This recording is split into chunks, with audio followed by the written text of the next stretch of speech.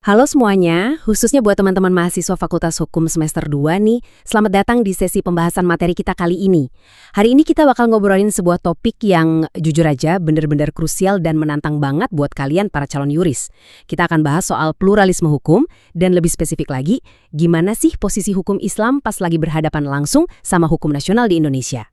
Oke, mari kita langsung bedah aja ya kasusnya. Coba bayangin gini, kalian udah lulus, udah jadi pengacara, lalu tiba-tiba ada klien dari keluarga muslim datang ke kalian dalam keadaan bingung. Mereka lagi mau bagi-bagi harta warisan. Nah, pertanyaannya, sistem mana yang harus mereka pakai coba? Apakah pakai kitab undang-undang hukum perdata atau KUH perdata? Atau mungkin hukum adat di daerah mereka? Atau justru pakai hukum Islam? Ini tuh bukan cuma soal pilihan ganda di ujian kelas ya, tapi ini realitas sehari-hari di sistem hukum kita yang nanti harus kalian pecahin.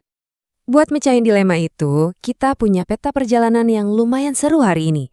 Pertama, kita bahas teka-teki pluralisme, terus lanjut ngelihat evolusi teori hukum Islam, gimana KHI itu bisa lahir, posisinya di hierarki hukum, dan terakhir, analisis komparatif antara KHI dan hukum nasional.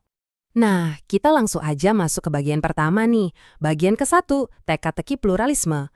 Mari kita lihat gambaran makronya. Sebagai calon yuris, kalian pasti udah mulai sadar kan, hukum di Indonesia itu unik banget. Sejarah panjang persentuhan budaya dan masa penjajahan ninggalin kita sistem hukum yang pluralistik atau majemuk. Jadi kita tuh nggak cuma pakai satu sistem hukum tunggal yang kaku. Kenyataannya, ada 3 sistem hukum yang jalan bareng-bareng di tengah masyarakat kita.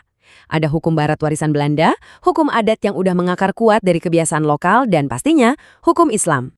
Terus pertanyaannya, gimana ceritanya hukum Islam bisa dapat posisi formil yang kuat di antara sistem-sistem tadi? Yuk kita geser ke bagian kedua, evolusi teori hukum Islam. Mari kita telusuri bareng-bareng gimana fondasi ini dibangun. Dinamis banget loh sejarahnya. Di awal zaman Belanda, ada yang namanya teori receptio in complexu. Intinya, hukum agama itu berlaku penuh buat pemeluknya. Tapi Belanda malah ubah strategi politiknya lewat teori receptie dari Snok-Hurgronje. Teori ini neken hukum Islam dan bilang kalau hukum Islam baru bisa dipakai kalau udah diterima sama hukum adat. Untungnya, pas kita udah merdeka, Profesor Hazairin langsung matain aturan itu pakai teori resepsi exit. Sampai akhirnya, tata hukum kita bertransformasi ke era modern lewat teori eksistensi. Nah, kenapa sih teori eksistensi ini jadi tonggak yang penting banget? Pernyataan Ikhtijanto di sini menurut saya keren banget. Lewat kacamata teori eksistensi ini, hukum Islam di Indonesia tuh bukan lagi cuma sekedar aturan agama yang kaku atau kusam. Hukum Islam udah jadi bagian integral, bagian yang nggak terpisahkan dari jurisprudensi nasional kita. Dia nggak cuma sekedar numpang lewat, berdampingan, tapi benar-benar jadi bahan utama buat bikin hukum nasional dan sekaligus jadi filter atau saringan buat nilai-nilai hukum asing yang mau masuk ke Indonesia. Dengan fondasi teori eksistensi yang sekuat itu, para praktisi hukum di pengadilan jelas butuh buku panduan yang seragam kan? Nah, ini bawa kita ke bagian ketiga, lahirnya KNI. Dan buku ini dengan sangat jelas menggambarkan wujud nyata dari panduan tersebut. Kompilasi Hukum Islam, atau yang akrab kita panggil KHI. Awalnya dari gagasan tahun 1985, terus akhirnya diresmiin pemakaiannya di tahun 1991 lewat Instruksi Presiden nomor 1 tahun 1991. Kenapa ini dibikin? Ya tujuannya satu yang paling utama, buat nyatuin hukum terapan material. Biar nggak ada lagi tuh putusan-putusan hakim yang beda-beda atau malah sewenang-wenang antar pengadilan agama di seluruh Indonesia. Tapi ingat ya teman-teman, KHI ini nggak ngatur semua hal dari A sampai Z kayak KUH perdata. Nggak gitu. KHI ini dibikin lebih padat dan difokuskan ke 3 domain perdata aja. Buku 1 itu ngatur soal perkawinan. Buku 2, nah ini yang sering banget jadi sumber ribut-ribut keluarga, yaitu soal kewarisan. Dan buku 3 ngatur urusan perwakafan. Sesimpel itu ranahnya. Oke, sekarang kita masuk ke bagian keempat, KHI dalam hierarki hukum. Di titik ini, saya mau ngajak kalian mikir kritis nih. Mungkin kalian mikir gini, loh, KHI kan lahirnya lewat Inpres alias Instruksi Presiden, bukan dari undang-undang resmi. Terus kok bisa ngikat secara hukum? Nah, kekuatannya itu harus kita tarik garis lurus ke atas, langsung ke konstitusi kita, yaitu Pasal 29 UUD 1945. Pasal inilah yang jadi jaminan mutlak dari negara. Ibaratnya, konstitusi ngasih karpet merah buat pengembangan hukum agama bagi para pemeluknya di Indonesia. Kalau kita raba alur legalnya, langkah pertamanya ya jelas bertumpu di pasal 29 UUD 1945 tadi. Dari situ, nilai-nilai hukum Islam yang udah hidup di masyarakat dirapihin dan dikodifikasi lewat Inpres No. 1 tahun 1991 tadi, plus keputusan Menteri Agama. Terus siapa yang dikasih wewenang mutlak buat nerapin ini semua?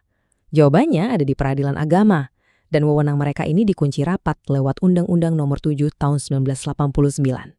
3 pilar ini nih yang bikin hukum Islam jadi satu kesatuan subsistem hukum positif yang solid banget. Sip, sampailah kita di bagian kelima. Ini dia menu utama pembelajaran kalian di semester 2, analisis komparatif antara KHI versus hukum nasional. Coba kita bandingin cakupannya ya. Di sisi yang satu, hukum nasional standar itu ibarat payung besar. Dia sifatnya universal dan dibikin buat ngikat semua warga negara, pokoknya tanpa pandang bulu. Sementara di sisi lain, KHI itu ibarat payung khusus. Dia sengaja dirancang cuma buat satu subjek, yaitu umat Islam, dan aturannya pun cuma berlaku untuk urusan-urusan perdata spesifik yang udah kita bahas tadi. Jadi, poin krusialnya bisa kita rangkum dari matriks ini. Perhatiin deh kriteria utamanya. Dari subjeknya aja udah beda. KHI itu eksklusif buat umat Islam, kalau hukum nasional buat seluruh warga negara. Bentuk hukum pas mereka lahir juga beda. KHI itu wujudnya instruksi presiden, sementara hukum nasional ya rata-rata undang-undang dari legislatif. Nah, arena peradilannya? Kalau urusan KHI, sengketa wajib diselesain di pengadilan agama. Kalau sengketa perdata hukum nasional, larinya pasti ke pengadilan negeri. Paham ya? Bisain 2 wilayah ini benar-benar mutlak buat bekal praktek kalian nanti. Biar makin kebanyakan prakteknya, yuk kita balikin teori berat tadi ke kasus warisan yang di awal tadi.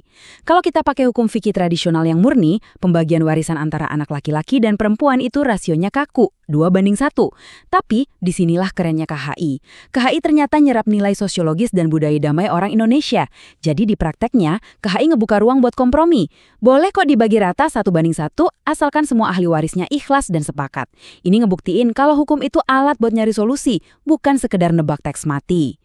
Jadi, sebagai penutup, coba deh pikirin ini. Sebagai arsitek hukum masa depan, tantangan terbesar kalian itu bukan sekedar jago ngapalin pasal. Enggak.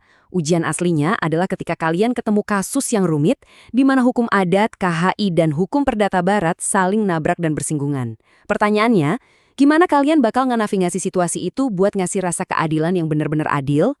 Saya harap pembahasan kita kali ini ngasih kalian amunisi teoretis yang kuat buat nguliti lagi isu ini di kelas-kelas kalian nanti. Pokoknya terus banyak baca, asah terus insting analisis kalian, dan sampai ketemu lagi di pembahasan materi berikutnya.